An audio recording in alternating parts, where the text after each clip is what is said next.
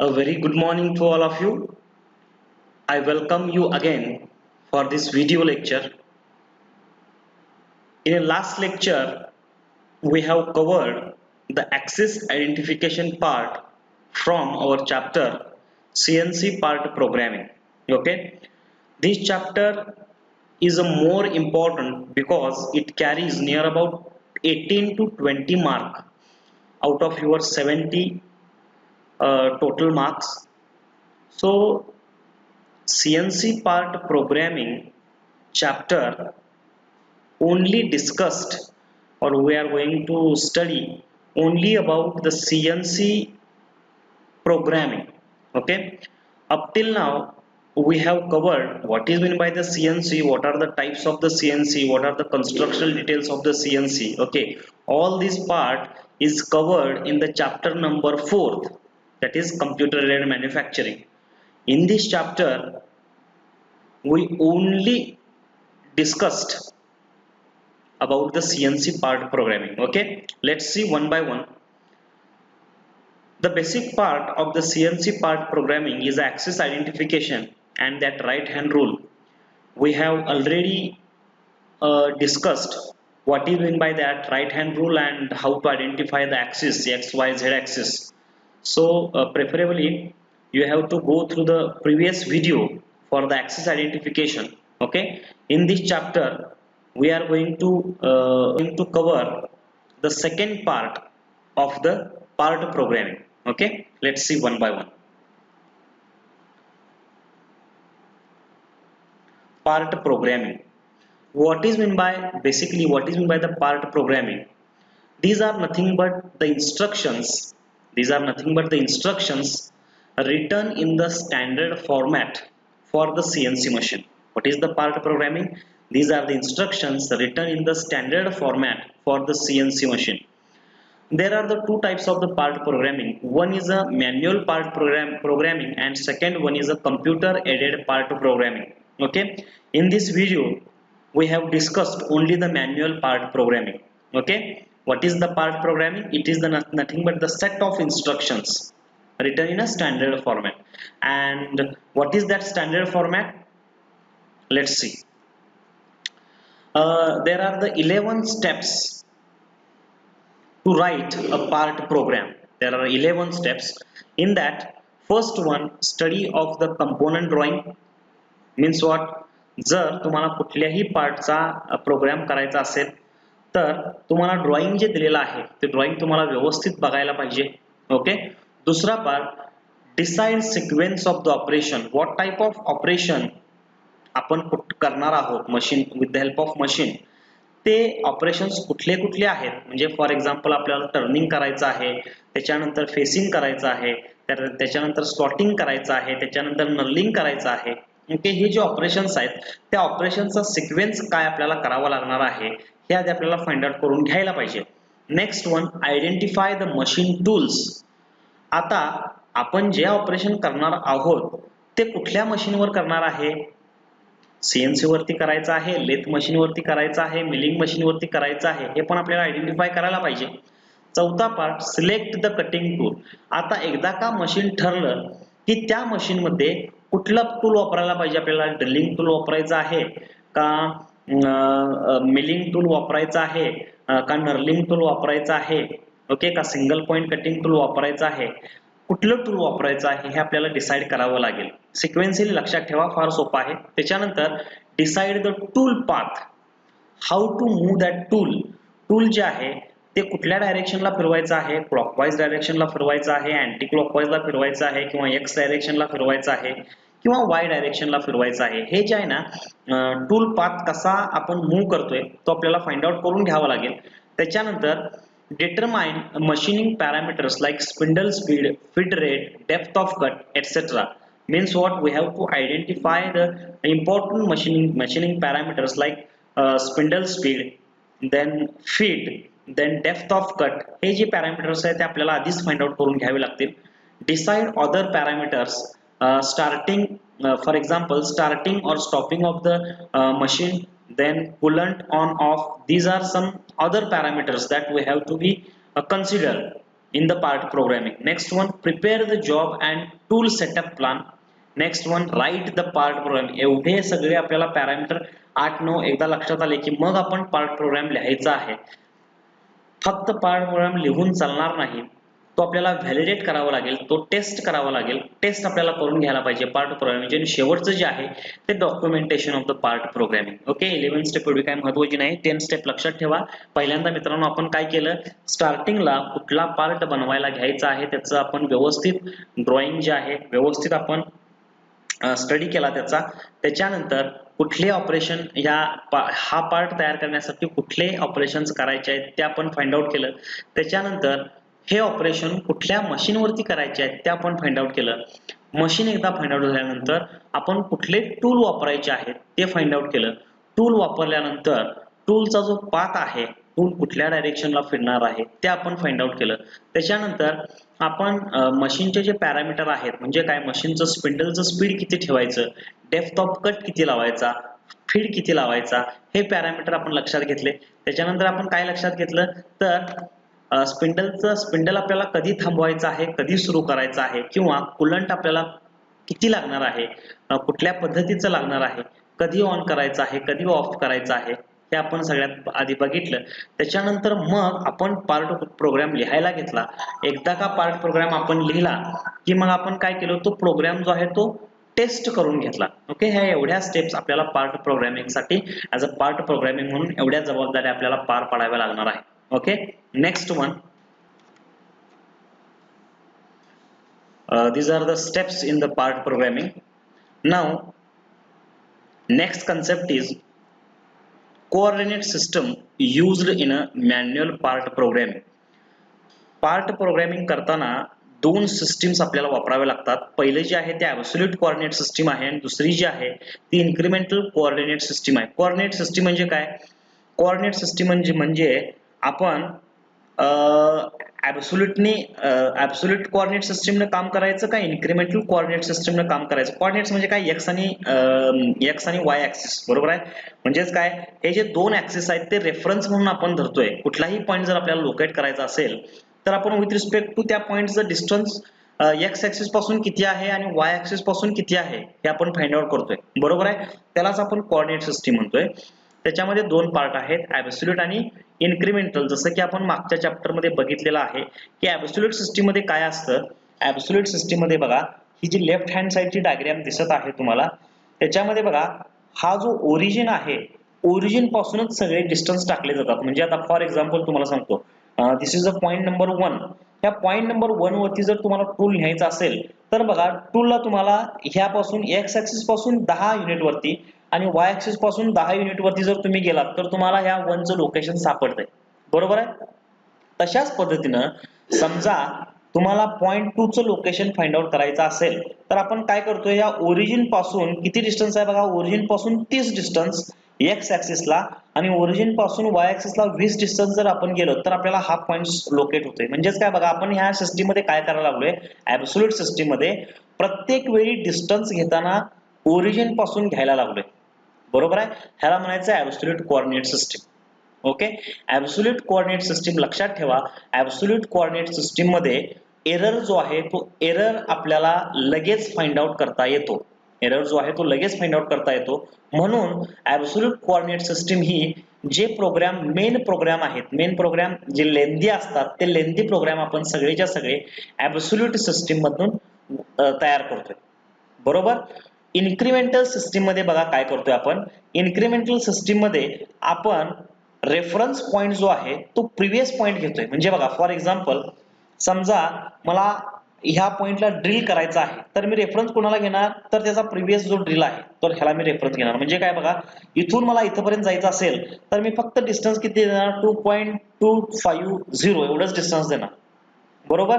समजा मला आता इथं ड्रिल करायचं आहे तर मी याचा रेफरन्स पॉइंट कुठून घेणार, तर त्याच्या आधीचा जो ड्रिल आहे, आधीचा जो पॉइंट आहे तिथून मी रेफरन्स घेणार. म्हणजे बघा, वाय डायरेक्शनला मला फक्त 0.75 युनिट एवढं वरती जायला लागणार. समजलं असेल तुम्हाला. आता समजा ह्या पॉइंटला मला प्रिव्हियस पॉइंट हे युनिट घ्यायला लागणार, ह्याच्यासाठी प्रिव्हियस पॉइंट रेफरन्स घ्यायला लागणार, ह्याच्यासाठी हा पॉइंट प्रिव्हियस पॉइंट हा रेफरन्स घ्यायला लागणार. लक्षात आलं. This is nothing but your incremental coordinate system. Incrementally आपण पुढे जातोय. ऍब्सोल्यूट मध्ये आपण काय करतोय, ऍब्सोल्यूट मध्ये आपण फक्त ओरिजिन पासून सगळे डिस्टन्स घेतोय आणि इन्क्रिमेंटल मध्ये प्रिव्हियस पॉइंट पासून फक्त आपण रेफरन्स घेतोय. ओके. इन्क्रिमेंटल कोऑर्डिनेट सिस्टम जी आहे ती शक्यतो शॉर्ट प्रोग्राम जे आहेत त्यांच्यासाठी वापरली जाते. ओके, लक्षात आलं. Next point is block. Now what is mean by the block. आता कुठलंही आपल्याला एक वाक्य समजा तयार करायचं असेल तर आपण काय वापरतोय, अल्फाबेट्स वापरतोय. ए बी सी डी असं अल्फाबेट्स वापरतोय. आता त्या अल्फाबेट्स पासून आपल्याला काय मिळतात तर वर्ड्स मिळतात. म्हणजे काय, फॉर एक्झाम्पल कुठलाही एक वर्ड आपल्याला तयार करायचा आहे. समजा आपल्याला ब्लॉक हा वर्ड तयार करायचा असेल तर आपण काय करतोय, BLOCK हे जे अल्फाबेट्स आहेत ते व्यवस्थित अरेंज करतोय. बरोबर आहे. अल्फाबेट आपण अल्फाबेट पासून काय तयार झाले, वर्ड तयार झाले. बरोबर. मग आपल्याला समजा सेंटेन्स तयार करायचा असेल तर sentence is a group of words. बरोबर. आता हे जे वर्ड्स आहेत जे आपण एकत्र ग्रुप केल्यानंतर आपल्याला जे सेंटेन्स मिळतं त्याला आपण ब्लॉक असं म्हणतोय. लक्षात आलं. परत एकदा लक्षात घ्या, शब्द जे आहेत ती शब्द आपण मुळाक्षरांच्या पासून तयार करतोय. बरोबर आहे. एकदा का शब्द आपण व्यवस्थित अरेंज केले तर आपल्याला एक वाक्य मिळतं. बरोबर आहे. त्या वाक्यालाच आपण काय म्हणतोय, ब्लॉक असं म्हणतोय. What is the block? It is the group of words or group of coded instructions for the CNC system to execute a particular movement. It is nothing but your block. Okay. Next one is word. Okay. Word आपण मगाशी बघितलं. Word म्हणजे काय, word मध्ये आपण काय बघतोय, जे आपले अल्फाबेट्स आहेत with the help of alphabets आपण रिअरेंज केल्यानंतर आपल्याला वर्ड मिळून जातो. ओके. आता वेगवेगळे वर्ड जे आहेत ते आपल्याला बघायचे आहेत. वेगवेगळे वर्ड्स कुठले कुठले आपल्याला बघायचे आहेत. there are 9 words that we are going to use in a part programming. In that, first one is a program number, then second one is a sequence number, third one is a preparatory function, then coordinate system or coordinate functions, then fit function, spindle speed, tool function, miscellaneous function. आता मित्रांनो हे word म्हणजे काय आहेत बघा. प्रत्येक जो word आहे त्याचा काहीतरी मिनिंग ठरलाय. म्हणजे काय बघा, प्रोग्राम नंबर जर आपल्याला द्यायचा असेल तर तिथं ओ यायलाच पाहिजे. बरोबर आहे. तशाच पद्धतीने सिक्वेन्स नंबर, तिथं सिक्वेन्स नंबर म्हणजे काय, N. प्रिपरेटरी फंक्शन म्हणजे काय, G. त्यानंतर फीड फंक्शन म्हणजे काय, F. स्पिंडल फंक्शन म्हणजे काय, S. टूल फंक्शन म्हणजे काय, T. मिसॅलेनियस फंक्शन म्हणजे काय, M. हे सगळे कोड जे आहेत ते ज्या त्यावेळी यायलाच पाहिजे. बरोबर आहे. आपण वन बाय वन बघूया. प्रोग्राम नंबर म्हणजे काय, सिक्वेन्स नंबर म्हणजे काय, वन बाय वन बघूया. What is the program number? Program number is a 4-digit number. Program number is a 4-digit number followed by the letter O. Letter O जो आहे, letter O नंतर जो number येणार आहे त्याला प्रोग्राम नंबर म्हणायचं. मग लेटर O म्हणजे काय आपल्याला लगेच कळायला पाहिजे. O म्हणजे काय, प्रोग्राम नंबर तो आहे. लक्षात आलं. फार सिंपल आहे. प्रोग्राम नंबर आपल्याला बघताना तिथं O असायला पाहिजे. O नंतरचा जो पार्ट येणार आहे तो म्हणजे तुमचा झाला काय, program number. Next one, sequence number. आता sequence number having a very it has a very